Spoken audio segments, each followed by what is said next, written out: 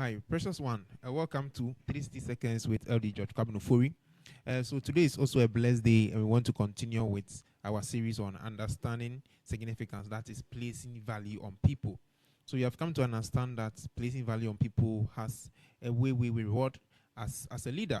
It gives your people motivation to work, and it also helps the team to achieve greatness. But we want to look at why people don't, or leaders don't value followers, or why some leaders don't apply the principle of significance in their teamwork, why they don't place value on people, why they don't place significance on people, and what leads to it. We want to look at it today, and there are many reasons why. There are many reasons. Like we can get that even up to 100 reasons why some leaders fail to value followers.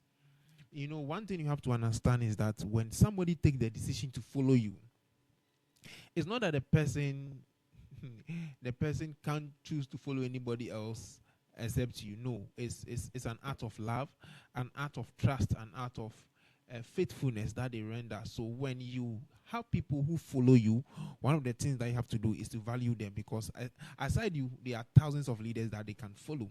So the question is, my dear leader, my dear potential leader in your team, why is it that you don't place value on people? Why is it that you don't place value on your followers, the people that you work with, the people in your organization, in your church, in your small cycle of influence? Why don't you place value on them?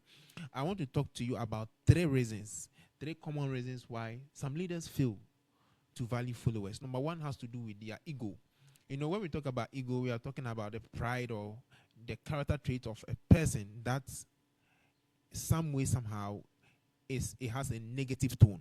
So an ego of a person can lead to a positive thing. Yes, maybe you have a pride that can lead to a positive way, but you're looking at the pride that you have that does not give you the chance to bring out a positive vibe by a negative one. So your ego does not permit you to allow you to put value on people. So when I talk about the ego here, I'm looking at where the leader believes himself more than the others. And so when a leader is talking, he uses mine, he uses me most of the time, instead of using we or our. So the ego here is that they believe in themselves. The leaders tend to believe in myself than ourselves. And they tend to believe that they can do the work alone. But that is not what it is. As a leader, you cannot do the work alone. So as a good leader will believe in we. He uses we than me. So this is our company. We are supposed to do this. We won. We are supposed to be blamed for this.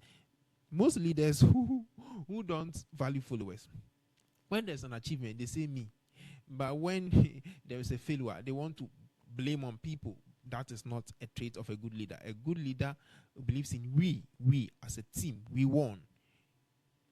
We won. This is our company. This is our church. So the ego does not permit them to place value on people. Another number two reason why some leaders fail to place value on their followers is insecurity. The law of significance is that you try to put people at important place where they can function. A leader who is insecure feels that somebody will take his place. So instead of placing value on them or making them feel significant in a role, they don't do that. They want to do everything by themselves.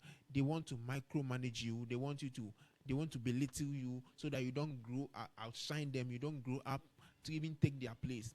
A good leader is the one who pushes the people to the top. A good leader is the one who has a follower who has become better than him. If your people cannot become better than you, you have failed. Because a good leader is a leader who is known in his absence.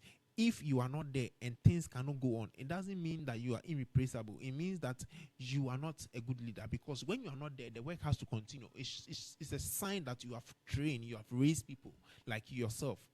So because of insecurity, they are afraid of promoting others because they think that they will lose their seat when the people are promoted. No. They feel insecure in the presence of others because they feel that somebody might be better than them. And the truth of the matter is that as a leader, you can be a leader of a church, of a company, of anything, but you are not the only person that can do the work. There is somebody in the team who is better than you when it comes to negotiation. There's somebody who is better when it comes to public speaking. There's somebody who will be better when it comes to any aspect of the team or the organization. You have to give them that place for them to lead. Okay. The leaders who are insecure, they always want to what? Manage or control people, control everything. They have control over everything. They always micromanage. You see, micromanaging, the remedy to micromanaging is that when you give people the responsibility, give them the right. When you give them the privilege, give them the power.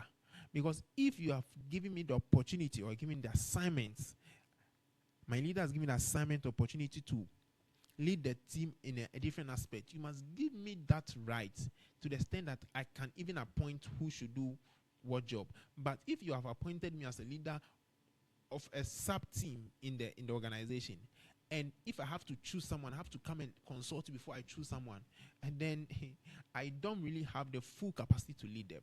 And so as leaders, don't suffer from insecurity. Because of time, the last one we want to look at is ignorance. We have spoken about ego, we have spoken about insecurity. The last thing that makes leaders not to place value on their followers is what? Ignorance. Ignorance here is that they don't know. Many leaders don't understand teamwork. They don't understand the principle of teamwork. And the fact that they don't understand is not even the issue. They don't want to learn. They don't want to learn. They don't want to learn at how the law of significance work, the law of placing value on people work, how teamwork works. They don't want to learn. They don't want to understand. They don't understand partnership, and they don't want to learn about it. They don't know that the concept of partnership or marriage is the key to placing value on people. No, I know that you are important, so you have come to the team. I have to give you that place that you can unleash your potential. They don't want to do that. They don't want to learn also. They always make mistakes to end up failing at their project, and they don't end up fulfilling their potentials. So these three things I want you to watch as a leader. Ignorance, learn about the principles of significance or any other principle of leadership. Learn. It will make you grow. Don't just do anything. Don't just make decisions. Consult your people. Okay, that is how they feel part, they feel belong to the organization. Don't suffer from insecurity, whether you like it or not. People will come to your team who are better than you, maybe in English speaking, in how to present, in how to organize events.